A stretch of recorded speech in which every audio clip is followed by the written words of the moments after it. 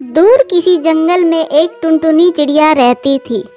टुनटुनी चिड़िया अपने 7 प्यारे प्यारे बच्चों के साथ घोंसले में बैठी हुई थी कि तभी जंगल में तेज हवाएं चलने लगती है और तेज तूफान आ जाता है। टुनटुनी चिड़िया का घोंसला तूफान में टूट जाता है। मम्मा, इस अचानक से आए तूफान ने हमारा सारा घोंसला तोड़ दिया। अब हम कहाँ जाएंगे? बच्चों, तुम चिंता मत करो, मैं हूँ ना। मैं तुम्हें मीनू मौसी के घर छोड़कर आती हूँ और मैं वापस आकर अपना घोंसला फिर से बनाऊंगी और अपना घोंसला बन जाने पर तुम सबको वापस लाऊंगी। नहीं मम्मा, हम नहीं जाएंगे कहीं पर भी। हम भी आपकी मदद करेंगे अपना घोंसला बनाने में। मेरे प्यारे बच्चों, तुम सब अभी बहुत छोटे हो और अभी बारिश का मौसम चल रहा है। तुम सब बाहर रहोगे तो बारिश में भीग भी सकते हो। बारिश में भीगने से तुम सब बीमार भी पड़ सकते हो, इसलिए घोंसला बनाने तक तुम मीनू मौसी के वहाँ पर रहना। इतना बोलकर टुनटुनी अपने सारे बच्चों को और थोड़ा अनाज लेकर दूसरे जंगल चली जाती है। शाम होने पर माँ और बच्चे मीनू मौसी के घर पर आ जाते हैं। टुनटुनी मीनू मौसी का दरवाजा खटखटाती है। मीनू मौसी, अरे ओ मीनू मौसी, जल्दी से दरवाजा खोलिए।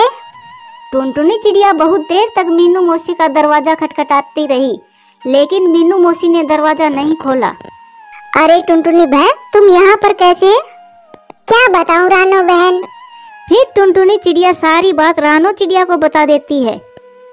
इसलिए मैं मीनू मौसी के घर पर आई हूँ, लेकिन लगता है मौसी तो घर पर ही नहीं है। मीनू मौसी तो 2 दिन पहले ही अपने बेटे से मिलने जंगल से बाहर गई है। चलो टुनटुनी, अब मैं भी चलती हूँ, मुझे अनाज लेने भी जाना है। फिर रानो चिड़िया वहाँ से चली जाती है। टुनटुनी चिड़िया बहुत परेशान हो जाती है। पता नहीं अब मीनू मौसी वापस कब आएगी। अब मैं बच्चों को लेकर मैं किसके घर जाऊँ? इस पूरे जंगल में एक मीनू मौसी ही थी जिसके घर पर मैं बच्चों को छोड़ सकती थी। बुलबुल चिड़िया का घोंसला भी छोटा है। अब तो थोड़ी देर में रात भी होने वाली है। तभी अचानक जोरदार बारिश शुरू हो जाती है। टुनी चिड़िया और बच्चे वहां से जल्दी से उड़कर एक अनजान पक्षी के घर पर आ जाते हैं। टुनटुनी घर का दरवाजा खटखटाती है। आप सब कौन हो और यहाँ पर क्या कर रहे हो? क्यों बारिश में मेरे घर का दरवाजा खटखटाया? भैया, मेरा नाम टुनटुनी है और ये मेरे बच्चे हैं। मैं पास वाले जंगल से आई हूँ। मैं यहाँ पर मीनू मौसी के घर पर आई थी, लेकिन वो तो घर पर नहीं है और अब अचानक से बारिश शुरू हो गई। क्या आप बारिश रुकने तक हमें आपके घर में आसरा दे सकते हो? बारिश रुकते ही मैं अपने बच्चों के साथ चली जाऊंगी। रुको चिड़िया, कोई भी फैसला लेने से पहले मैं अपनी पत्नी गोरी से पूछ लेता हूँ। कालू जी, इतनी तेज बारिश में कौन आ गया है बाहर? गोरी, बाहर मीनू मौसी की कोई रिश्तेदार आई है।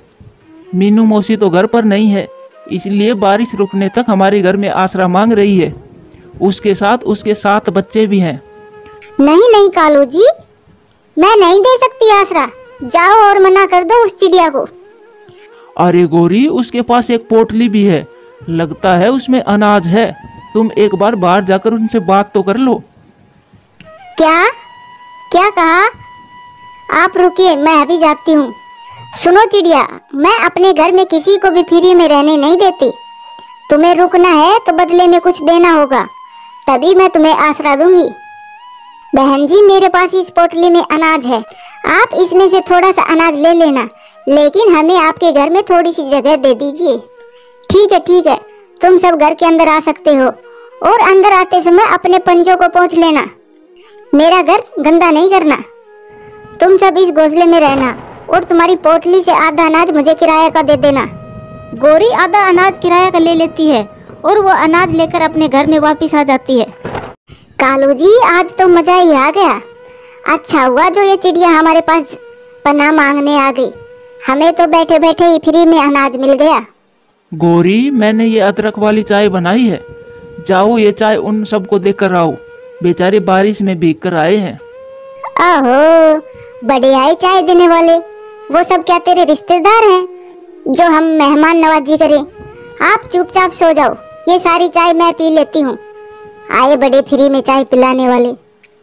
इधर टुनी चिड़िया को नींद नहीं आ रही थी, सभी बच्चे सो रहे थे। ये गोरी को भी तो बहुत चालाक है। बस अब ये बारिश रुक जाए, मैं सुबह होते ही अपने जंगल वापस ले जाऊंगी। फिर सुबह हो जाती है। टुनटुनी चिड़िया देखती है कि बारिश अभी तक हो रही है। हे भगवान, ये बारिश अभी तक हो रही है, अब मैं अपने जंगल कैसे जाऊंगी? टुन्नी चिड़िया ये सोचकर परेशान हो जाती है। तभी वहाँ पर गोरी कौवी आ जाती है। सुनो चिड़िया, बारिश आज भी हो रही है, अगर तुम्हें आज भी रुकना है तो बाकी का अनाज भी मुझे दे दीजिए। लेकिन बहन जी, मैं तो पहले ही आपको आधा अनाज दे चुकी हूँ। अगर ये बचा हुआ अनाज भी आपको दे दूंगी तो मैं अपने बच्चों को क्या खिलाऊंगी? वो सब मुझे नहीं पता। अगर तुम्हें मेरे घर में रहना है तो बाकी का अनाज भी मुझे देना होगा, वरना मेरे घर से अभी चली जा। लेकिन इतनी तेज बारिश में हम कहाँ जाएंगे? बहन जी, हम पर कुछ दया करो। सुनो चिड़िया, कोई बहसबाजी नहीं करनी, सीधी बात है, या तो अनाज दे या फिर अभी अब मेरे घर से चली जा।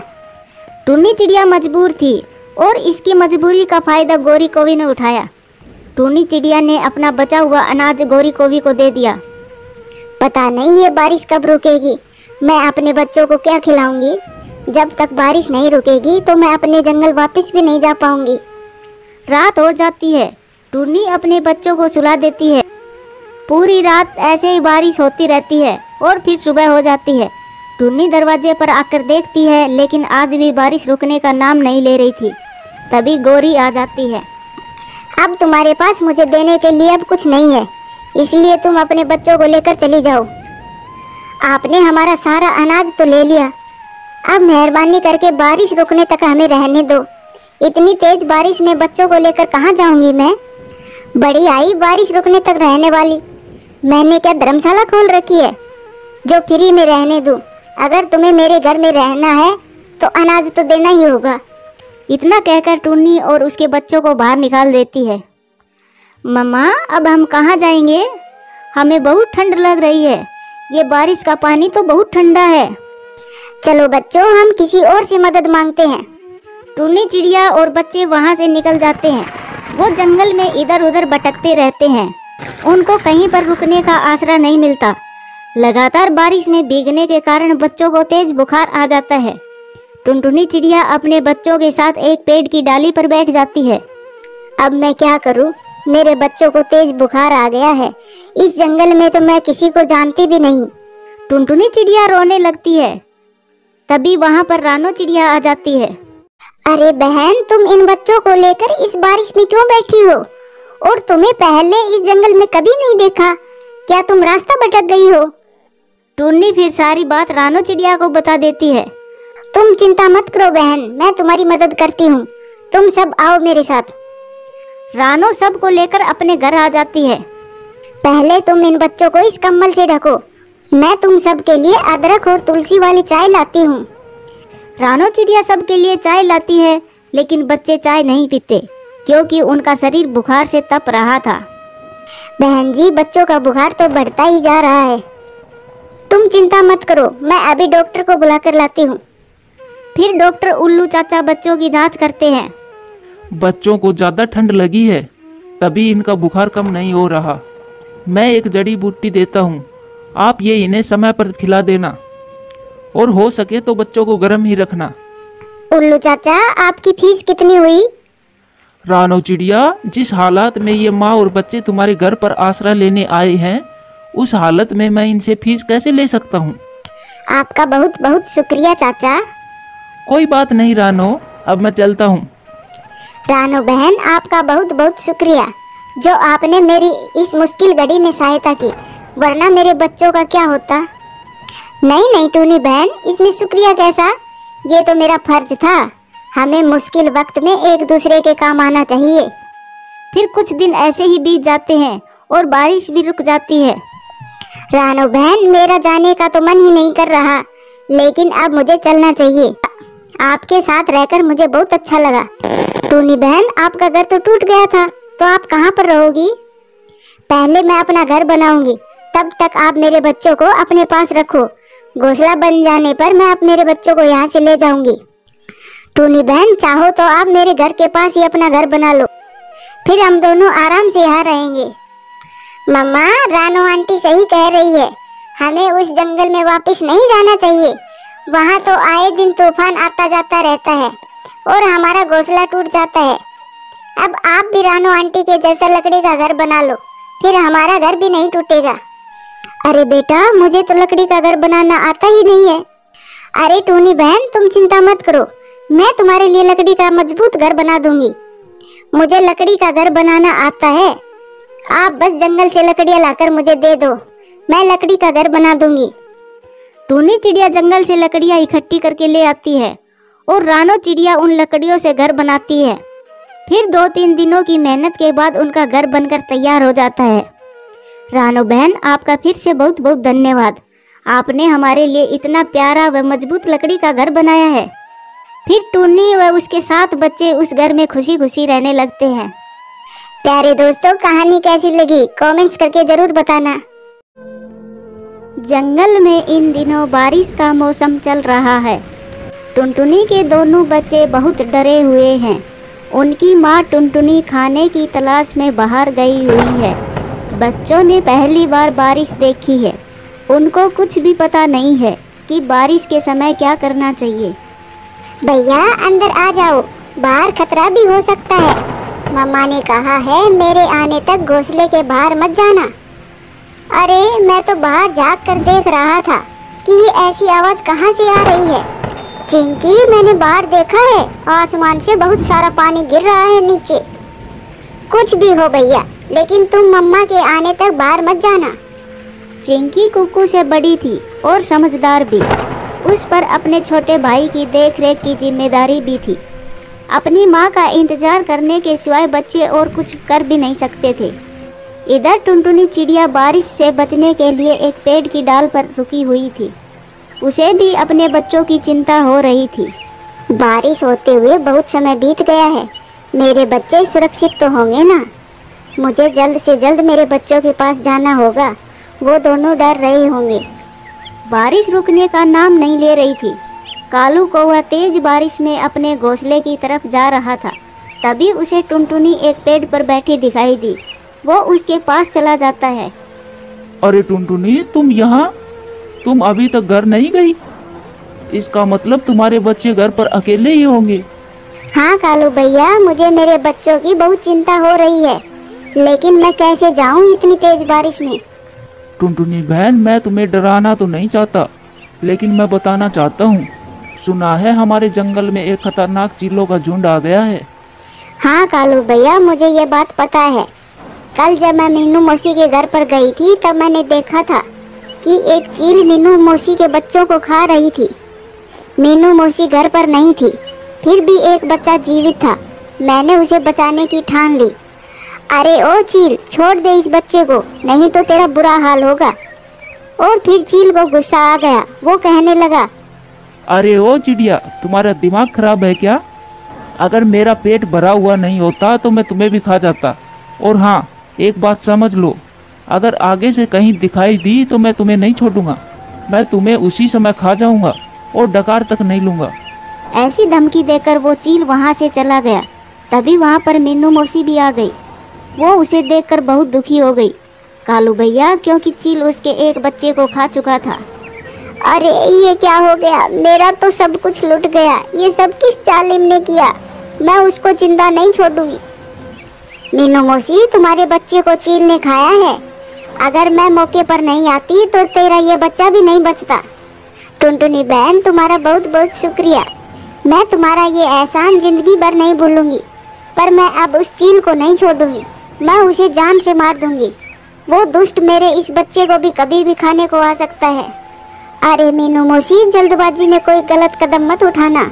वो सिर्फ तुम्हारे बच्चे का ही नहीं, जंगल में और भी पक्षियों का शिकार कर रहा है।